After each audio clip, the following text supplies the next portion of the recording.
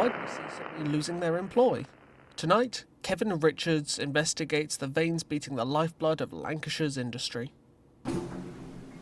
Burning coal and molten steel. Such is the image of the northern working life. But many believe this way of life is threatened by the closure of local industry. Today, we investigate the troubles on the Lancashire coast.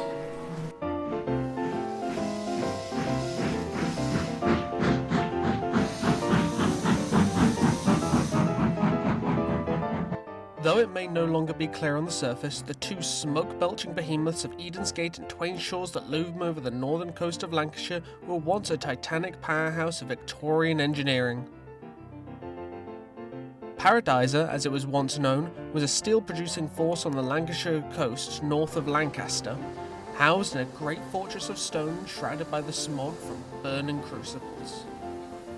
All was well for many years, but with the nationalisation of the coal industry looming in 1946, Paradiser was at risk of losing its easy access to fuel.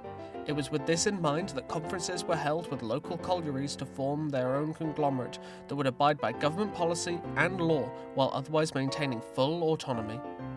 Thus, on the 15th of July 1946, as the National Coal Board of Britain came into effect, so too did the Lancashire Coal Economic Zone. Paradiser was split in two, with the home ground becoming Edensgate Steelworks and the mines becoming Twain Shores Colliery. Many assets were divided between the newly independent companies, most notably the mechanical forces of road and rail transport. This saw both companies instating their own colour schemes and independent branding, distinct from Paradiser's original two-tone brown. Both companies maintained strong ties with an entirely private freight railway line running between the two to provide coal without incurring the tax or jurisdiction of running on British railways. However, it is 1946 no longer, and these industries struggle under failing coal reserves, poor national funding, and an economic and cultural shift away from Britain's heavy industries. We arrive at Twain Shores the day after a very productive shift at the coalface, leaving lots of coal to transport to fires across the UK. Here we see Mardy, a typical example of the motive power behind Britain's industrial steam fleets, still soldiering on long past the heyday of steam. Vast swaths of coal were shifted every day in wagon convoys ready for distribution by larger freight trains across the national network. However, these coal loads are becoming smaller and smaller. We turn to Henry Newman, a worker at this site, for more details.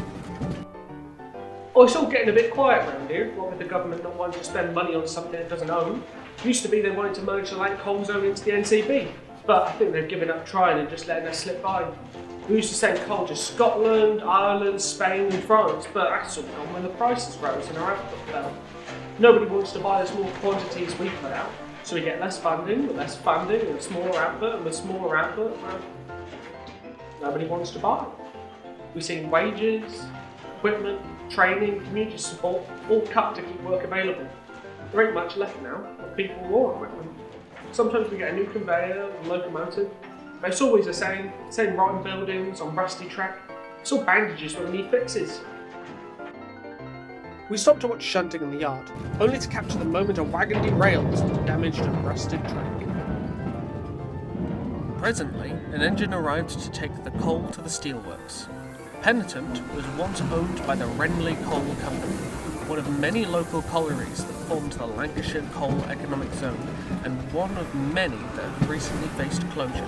Still wearing its old black paint with fresh yellow markings, it now finds a new home with its shoreline neighbour. After receiving the signal to enter the site, this train shuttles coal to the furnaces and boilers at the heart of this steelworks. Once the Penitent has cleared the gates, we witness an empty torpedo, recently used to carry molten steel, being rolled to an open line to pull down out of the way. The steelworks is still flush with work, leaving many of these torpedoes constantly in use, shuttling molten steel around the site.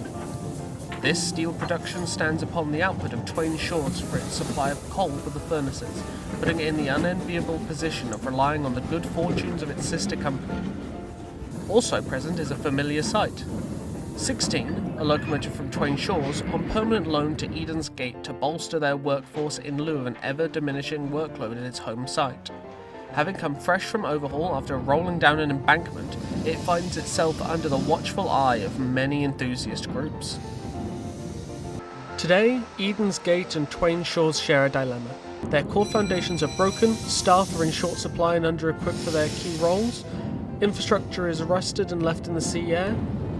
Investment is needed, and is needed sooner rather than later, as what we have may be long gone by the time we act. Kevin Richards of Lancaster News.